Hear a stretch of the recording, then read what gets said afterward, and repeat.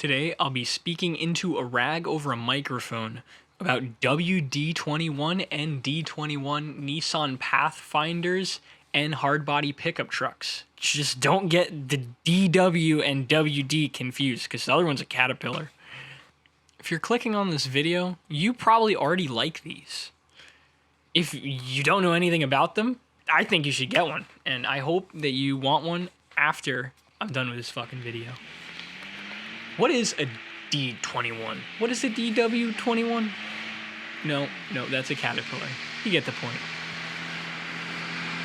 If you're considering getting one for off-road, I would highly recommend it. They are cheap. Specifically, the Pathfinder is very cheap. For the price, these are actually pretty good off-roaders. You can find the hard bodies all day for about $4 to $5 grand, depending on where you are. Rust can be an issue, but they're not terrible usually. But the Pathfinders are so cheap. They are half the price of what the hard bodies are. They're literally like, you can find them all day for $200, I wish. $2,000, like all day. That green one, before I sold it to my buddy Alex in the video,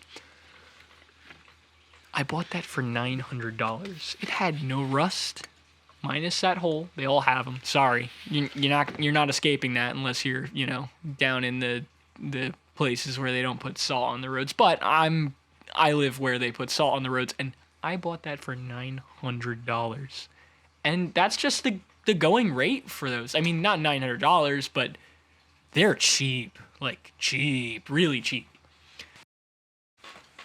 What's the differences in the rear suspension? Oh yeah, there's a difference. They're not the same. There are leaf springs in the truck and coil springs in the Pathfinder, which tends to make sense. The truck is definitely going to have a lot more load, but the ride quality in the Pathfinder is much better.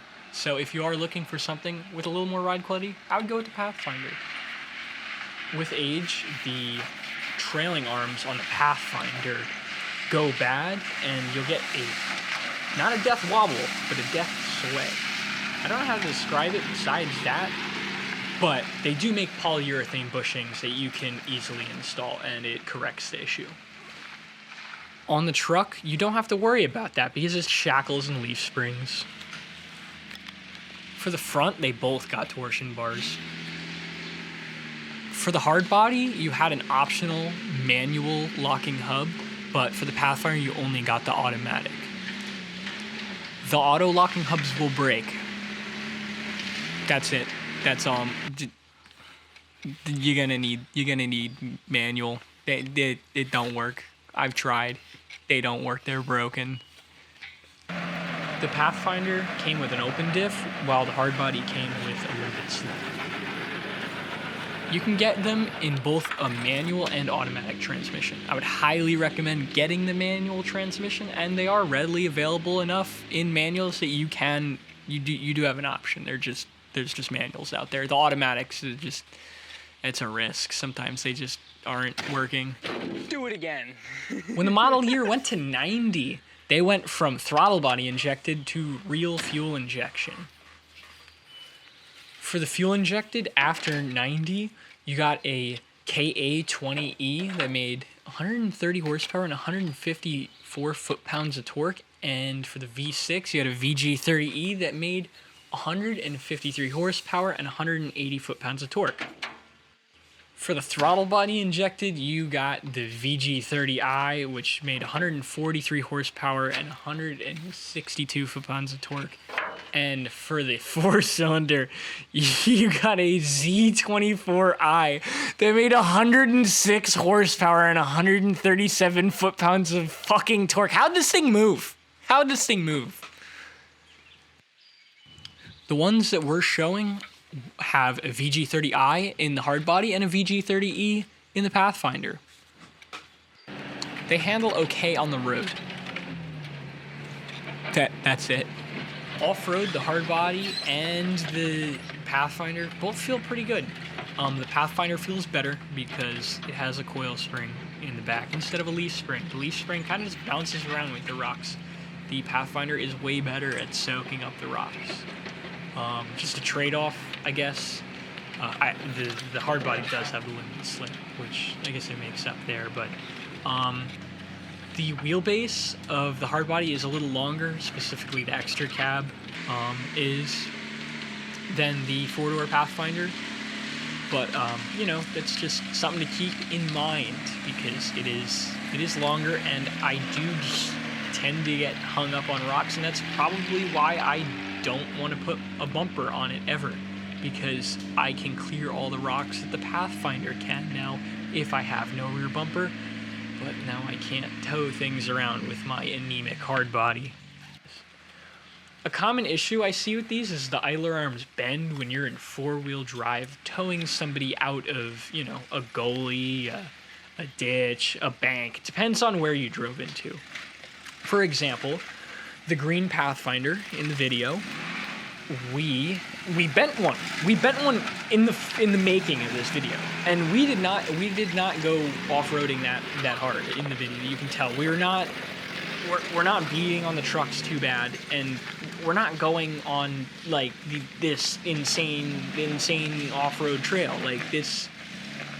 It's not that hard of a trail, and this is a aftermarket idler arm. The OE ones can take some beating, but you can't get an OE one anymore. So if you bend one, your best bet is just getting another OE off of another truck and just hoping it doesn't bend again. But the aftermarket ones will not last. They're just instant failure. So the interior, there's not like a whole lot to write home about. It's just a old Nissan interior, and just the same shit, different day. Shifter feels good. Four-wheel drive lever feels good.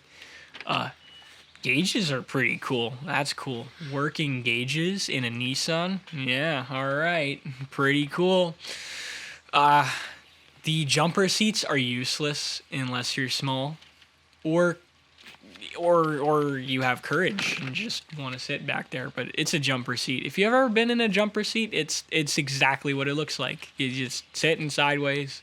I don't know why there's two in the back of the hard bodies. You don't need two. You're not fitting two people in there unless they're little people. Little people. You cannot fit big people in the back of a Nissan hard body pickup truck. But the Pathfinders have some pretty decent room. I can't speak on the sports that have the two doors. I've never actually been in the back of one of those. I've seen them before, but they seem like they have an okay amount of room. I can't speak on it, but the four doors have a decent amount of room, and headroom is okay. Legroom is good. No complaints. If you're over the seas, if you're across the pond, if you're over the ocean, you lucky bastards got a four-door option. I think it was called the Navara. I'm not sure. That's just purely off the top of my head, but maybe I'll fact check that. Maybe Phil will. I probably won't. But those had a four-door option, which with a short bed, like a really short bed. I think the 6-foot bed was standard on the hard body pickup trucks, but I know for sure that the Navara with the four-door had a shorter bed. But it did come with a four-door. We don't have it. It also came. This is a peeve of mine. It came with, I think it was a... Hold on, let me check something real quick. You got it. You got the stick. I was jealous that they got the, the WD21 overseas, which is like a 2.7 liter turbo diesel. But it makes a fucking pathetic, 85 horsepower and 180 foot-pounds of torque. And at that point, just have the fucking V6. The diesel's not worth the hassle. But I was gonna be like, hey, wow, that's really cool that they got the diesel and all, and I wish I had the diesel, but it's just at that point I might as well just have a fucking VG because it's so damn cheap and easy to work on. I can confirm the VG30i is not fast. So if you are planning on getting one of these, keep in consideration that the KA and the WD24i are not going to be very fast. And if you live in anywhere that isn't fucking like, I don't know, a flat state, like, holy shit. Whoa, how did those move? How did those move? Both of these are tough. We usually don't break any suspension parts other than idler arms.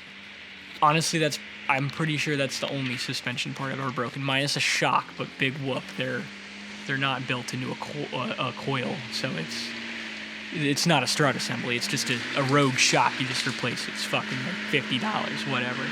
But we've beaten the shit out of these things, man. Like, I'll put some clips up of us beating on these.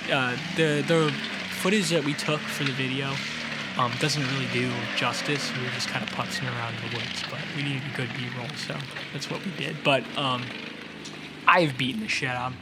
I have had water bottles floating in my truck. I have been in water so deep that the truck is taking on water and actively bogging down, and I'm just staying in it, and it's fine. I have banged it off rev limiter. I have frame banged the truck an unimaginable amount of times. Like, these things are fucking tough. I have gone through 3 sets of headlights, like 4 or 5 sets of tail lights, 3 sets of corner lights, 4 sets of turn signals. But underneath, I've never really had to replace anything besides idler arms. So get ready to replace idler arms if you buy one. That one's going down, David. Everything's David, pretty overbuilt you'll underneath. Take that one out. It's dead. It's dead. Just go straight back. Shit just holds up under there, man. I'm surprised. Another thing to note, and now that I'm just thinking about dead tree in the question? Pathfinder has a solid drive shaft, and the hardbody has one with a bushing in it. My bushing is currently bad. I've had the bushing sitting for 2 years. I'll get around to it. In this video, we have a 92 Nissan Pathfinder SE and a 89 Nissan hardbody extra cab SE. These are both 4-wheel drive. Because why would I have a 2-wheel drive? I live in New Jersey. There's snow. And I like going off-roading.